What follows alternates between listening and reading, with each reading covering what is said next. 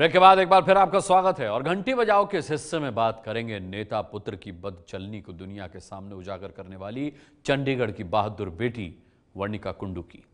वर्णिका की एक तस्वीर सोशल मीडिया पर वायरल हो रही है। तस्वीर के जरिए वर्णिका का चरित्र हनन करने की कोशिश की जा रही है। चरित्र हनन की चाल से चेहरा निर्माण की साजिश की अब आपको घंटी बजाने की जरूरत है, क्योंकि जिससे जीत ना पाओ उसे बदनाम करके खत्म कर दो कि अनैतिक राजनीति देश के लिए बेहद खतरनाक है।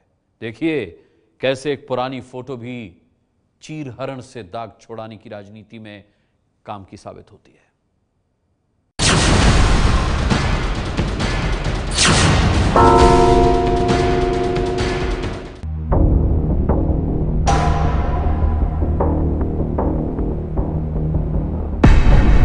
आपकी टीवी स्क्रीन पर नरेंद्र मोदी फैन के नाम से पोस्ट की गई तस्वीर और मैसेज काफी चर्चा में है। इस ट्विटर हैंडल को ट्विटर पर 189,000 लोग फॉलो करते हैं।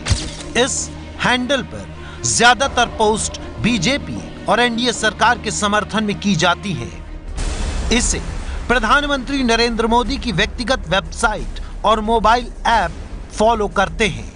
फोटो के साथ एक मैसेज है जिसमें लिखा है, ये आईएएस ऑफिसर की पीड़ित बेटी है विकास बरेला के साथ। ये कहानी भी उतनी ही सच्ची है जितनी दिल्ली की जसलीन कौर और रोहतक बहनों की कहानी थी। इस संदेश और तस्वीर का मकसद लड़की को कटघरे में खड़ा करना लगता है और लड़के को बचाना। सोशल मीडिया पर वायरल हो रही तस्वीर देखकर कोई लड़की को चरित्रहीन बता रहा है तो कोई इसे उसकी जिंदगी जीने का तरीका। तस्वीर देखकर कुछ सवाल आपके कौतूहल का कारण बन गए होंगे। पहला ये कि तस्वीर में दिख रही ये लड़की और लड़का कौन है। इनकी ये प्राइवेट तस्वीर इस तरह के संदेश के साथ प्रचारित क्यों की जा रही है और इस तस्वीर की चर्चा सोशल मीडिया पर इतनी ज्यादा क्यों है। वायरल तस्वीर में दिख रही लड़की का नाम है वर्णिका कुंडू। वर्णिका के पिता हरियाणा सरकार में वरिष्ठ आईएएस अधिकारी हैं। सोशल मीडिया पर वर्णिका की तस्वीर वायरल होने के पीछे वजह है बीते हफ्ते शुक्रवार और शनिवार की दरमियानी रात करीब 12:15 बजे हुई वर्णिका के साथ एक वारदात।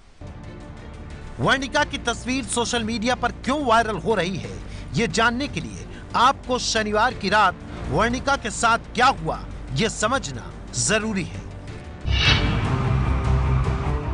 रात 12:15 का वक्त था। उस समय वर्णिका चंडीगढ़ के सेक्टर 8 के मार्केट से अपनी कार से निकलती है। आधी रात में सड़क सुनसान थी और जब वो सेक्टर 7 के पास पहुंचती हैं तो उन्हें एहसास होता है कि कोई कार उनका पीछा कर रही है।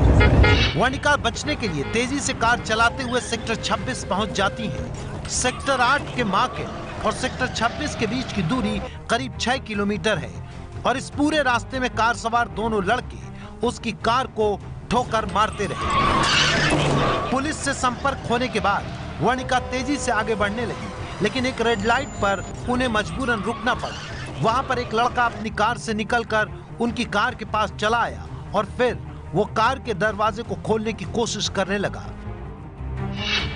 लड़के वर्णिका को जबरन कार से खींचकर अपनी कार में डाल पाते या उनके साथ कुछ करते उससे पहले ही पुलिस मौके पर पहुंच गई और उसने लड़कों को पकड़ लिया।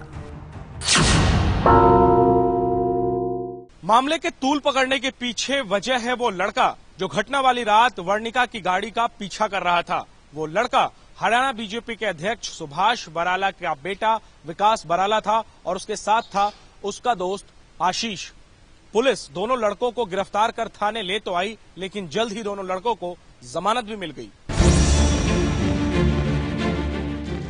कहानी की शुरुआत में जब आपने तस्वीर देखी होगी तो आपको ये कोई मामूली सी तस्वीर लग रही होगी, लेकिन अब पूरा मामला जानने के बाद दोबारा इस तस्वीर को ध्यान से देखिए। तस्वीर में 3 लोग हैं। इसमें से जो सबसे परिचित चेहरा है वो वर्णिका का है। उसके दोनों बगल 2 लड़के हैं जिनके साथ वर्णिका ने तस्वीर खिंचाई है। पूरी वारदात के बाद 2 लड़कों के साथ वर्णिका की यह तस्वीर जब सोशल मीडिया पर आई तो प्रतिक्रियाओं की बाढ़ सी आ गई। हर कोई तस्वीर देखकर अपनी ओर से वर्णिका को कैरेक्टर सर्टिफिकेट देने लगा। लोगों ने क्या लिखा देखिए। अरुण कुमार सिंह ने फेसबुक में लिखा, वर्णिका ने शिकायत किया कि उसका रेप हो सकता था। वो इस घटना से सहम गई, लेकिन फिर वही लड़की घर जाती है और जाते ही उसके साथ क्या हुआ वो सब कुछ आधे घंटे के अंदर फेसबुक पर लिख डालती है। जरा सोचिए, क्या कोई भी लड़की ऐसी हालत में फेसबुक पोस्ट लिखेगी? फेसबुक पर ही उपेंद्र बहुगुणा ने लिखा, ये तो पूरा राजनीतिक एजेंडा निकला, बेकार ही कल कमेंट कर दिया था, ये लड़की तो लगती ही ऐसी है। कोई छेड़खानी के बाद वर्णिका के फेसबुक पोस्ट लिखने पर सवाल खड़े कर रहा है, तो कोई तस्वीर देखने के बाद उसके समर्थन के लिए पछता रहा था। लेकिन सोशल मीडिया पर इस तस्वीर को वर्णिका पर तंज कसने के साथ साथ अपना राजनीतिक उल्लू सीधा करने के लिए भी इस्तेमाल किया जाने लगा। जैसे ट्विटर पर धीरज ने लिखा, आप खट्टर सरकार से किसी एक्शन की उम्मीद ही क्यों करते हैं, जब उनके खुद के महिलाओं के बारे में इतने नेक विचार थे। खट्टर ने कहा था, अगर महिलाओं को आजादी चाहिए तो वो सड़कों पर नंगे क्यों नहीं घूमती। वहीं प्रशांत सिंह ने लिखा, अगर किसी लड़की के दोस्त हैं या फिर वो अपने दोस्तों या किसी भी लड़के को अपनी मर्जी से गले लगाती है तो उसे अनैतिक नहीं कहा जा सकता। बीजेपी नेता के बेटे ने लड़की के साथ छेड़छाड़ की है या सिर्फ बीजेपी को बदनाम करने की साजिश है, ये तो जांच का विषय है, इसलिए आप अपने फैसले सुनाना बंद कीजिए।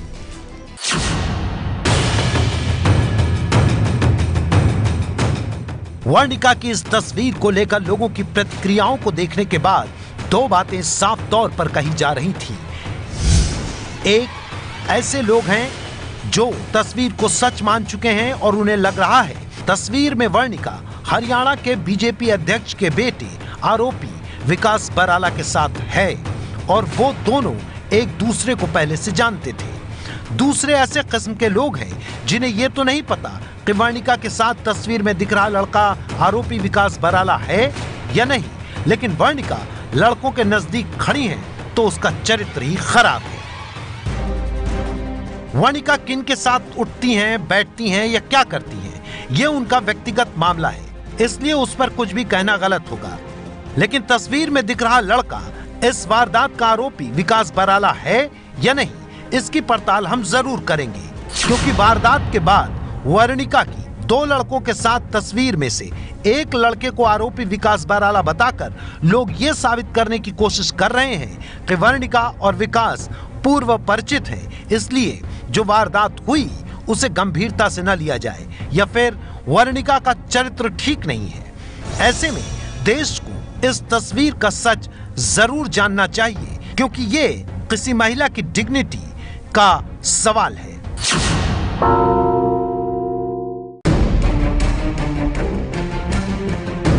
वायरल हो रही तस्वीर में दिख रहे दोनों लड़कों के साथ हमने आरोपी विकास बराला की नई तस्वीर मिलाई।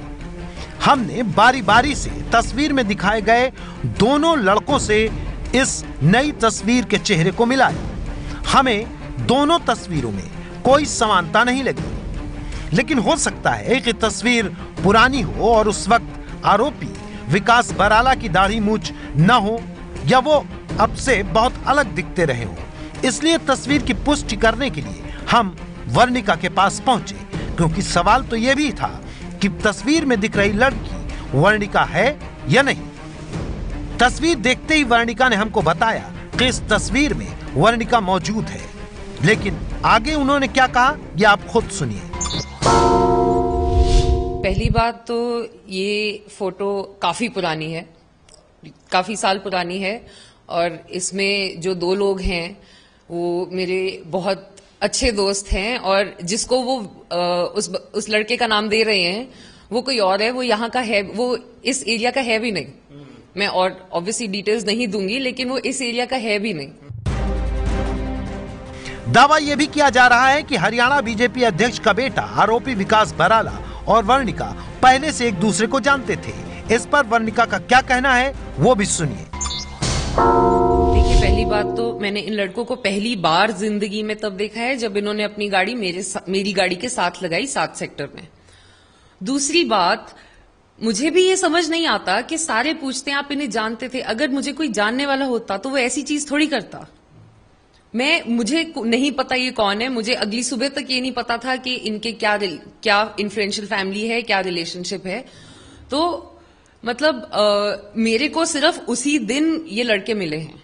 हाँ जी, उससे पहले मुझे नहीं, मैंने ना इन्हें कभी देखा, ना मैंने कभी कुछ इनके नाम सुने, कुछ भी नहीं। वर्णिका ने साफ किया कि वो हरियाणा बीजेपी अध्यक्ष के बेटे आरोपी विकास बराला को नहीं जानती और वारदात के दौरान ही पहली बार उन्होंने आरोपी विकास बराला को देखा था।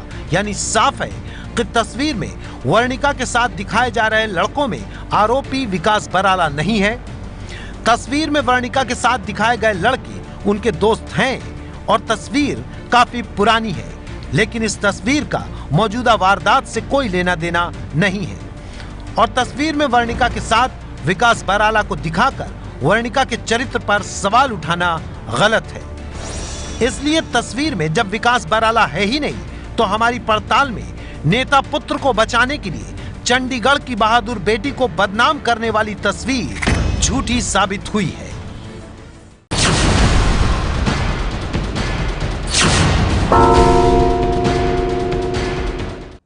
हरियाणा से ही एक और बड़ी खबर आई है। सत्ता के घमंड में चूर एक बीजेपी नेता की वजह से एक मरीज की जान चली गई। मामूली सी बात पर बीजेपी नेता ने बड़ा बवाल किया। पद की हनक में इंसान को लाश बनाने वाले ऐसे नेताओं की घंटी बजाना अब बेहद जरूरी हो गया है। पूरी खबर देख लीजिए। ये तस्वीर है हरियाणा के फतेहाबाद के 42 साल के नवीन कुमार की। नवीन अब इस दुनिया में नहीं है। परिवार उनकी मौत के लिए बीजेपी नेता दर्शन नागपाल को जिम्मेदार ठहरा रहा है। आइए तफसील से बताते हैं पूरा मामला आखिर है क्या। नवीन के परिवार के मुताबिक पेशे से दुकानदार नवीन की दुकान पर बैठे बैठे अचानक तबीयत खराब हो गई। परिजन फौरन उन्हें पास के अस्पताल में लेकर पहुंचे। वहां से नवीन को दूसरे अस्पताल में रेफर किया गया। एम्बुलेंस में नवीन को जब दूसरे अस्पताल ले जाया जा रहा था तो रेड लाइट पर एम्बुलेंस की बीजेपी नेता दर्शन नागपाल की गाड़ी से हल्की टक्कर हो गई। क्योंकि नवीन की हालत बिगड़ती जा रही थी, इसलिए एम्बुलेंस रुकी नहीं। आरोप है कि अपनी कार को टक्कर लगने पर बीजेपी नेता दर्शन नागपाल भड़क उठा। कार से उसने पीछा किया और एम्बुलेंस को पुराने बस स्टैंड के पास ओवरटेक कर रोक लिया। झगड़ा किया, धमकाया, फिर एम्बुलेंस की चाबी निकाल ली। नवीन के परिवार वाले गिड़गिड़ाए। उन्हें पहले अस्पताल पहुंचाने के लिए मिन्नत की, पर आरोप है खुद को नगर परिषद का प्रधान बताने वाला दर्शन नागपाल तस्मस नहीं हुआ। इस समय 20 मिनट गुजर गए। मौके पर जुटी भीड़ ने जैसे तैसे एम्बुलेंस को निकलवाया और नवीन को अस्पताल ले जाया गया, पर तब तक देर हो चुकी थी। नवीन को डॉक्टरों ने मृत घोषित कर दिया। कहा अगर 20 मिनट पहले आते तो शायद नवीन को बचा लिया जाता। पूरी घटना की तस्वीरें मौके पर लगे सीसीटीवी कैमरे में कैद हुई, जो इस वक्त आपके सामने है। एम्बुलेंस का मतलब साइड देनी होती है, तो उसने साइड नहीं दी। साइड के चक्कर में क्यों देखो मरीज काफ़ी उस टाइम सीरियस था, बिल्कुल ही सीरियस के चक्कर में भी हम मान लो उसको लेके गए जल्दी से मरीज को, जो भी चाचा जी मेरे, और उस चक्कर में उनको मतलब थोड़ी लेट हो गए और मुझे अपने चाचा जी बहुत खेद है जी। चाबी निकाली उसी कारण जो पूरा अच्छा हुआ। हाँ जी, उसी टाइम हुआ जी हादसा पूरा। उन्होंने अपनी पावर को दोष दिखाया, भाई पहले हमारी गाड़ी टच हुई है, उसका उन्होंने अपना खेत दिखाया, लेकिन उनको मरीजों से मतलब नहीं है, उनको अपनी गाड़ी से मतलब है। भाई गाड़ी के स्क्रैच लगी, मरीजों को कुछ ध्यान नहीं, उनको चाहे मरीज जिए चाहे मरे उनका कोई फर्क नहीं पड़ता। और आखिर में वही हुआ जी, लास्ट में आगे भाई मरीज ने अपने प्राण गंवा दिए। दर्शन प्रधान अगर ये बदतमीजी ना करता शायद आज हमारे बीच में हमारा भाई हो। चाबी निकाली थी गाड़ी की, उन्होंने गाड़ी की चाबी निकाल ली, ड्राइवर के साथ हाथापाई की, गाली गलौज किया। हमने उनको बताया भी अंदर पेशेंट है देख लो, और उनको जानते हैं हमारे को। हमने उनको कहा ये इनका लड़का है देख लो, अच्छी तरह जानकारी होते हुए भी उन्होंने मतलब अपनी पावर, बस पावर की उसमें वो थे। अगर उस टाइम हमारे को जाने देते तो शायद आज ये चीज़ ना होती हमारे साथ। अब एम्बुलेंस के ड्राइवर सोनू से भी सुनिए कि क्या हुआ था सड़क पर और कैसे बीजेपी नेता की बेरहमी से एक मरीज को अपनी जान गंवानी पड़ी। प्रधान ने मतलब गुस्से से तीनों उतर के आए ऐसे मेरे को मारने के लिए, मगर मैंने कहा कोई बात नहीं, आपका खर्चा हुआ है मैं दे दूंगा। फिर भी वो नहीं माने, फिर भी मेरे को कहते ये है वो है, गाड़ी चलती, मैं चाबी निकाली, मेरे को गाड़ी बैक तक नहीं करनी थी, बंदा ECG करवानी थी उसकी मैंने। उन्होंने मेरी गाड़ी बैक नहीं करने दी और उन्होंने चाबी निकाली। पेशेंट गाड़ी में था, पेशेंट गाड़ी में था। आरोपों पर बीजेपी नेता दर्शन नागपाल की प्रतिक्रिया नहीं मिल सकी है, पर उसका एक पुराना वीडियो जरूर है जिसमें वो मीडिया को धौंस देता दिख रहा है। और भी कमी है तो कर ले, पूरी तरह दिमाग में खड़े हो, कब बुला ले और किसी को बुलाना बुला ले, मेरे को बुला लो जी, मैं तो रोज ही खाने रोज ले जाऊंगा। नवीन की मौत के लिए उनका परिवार बीजेपी नेता दर्शन नागपाल को ही जिम्मेदार ठहरा रहा है। नागपाल के खिलाफ पुलिस में शिकायत दर्ज करा दी गई है। इस पूरे मामले पर राजनीति का पारा गर्माता दिख रहा है।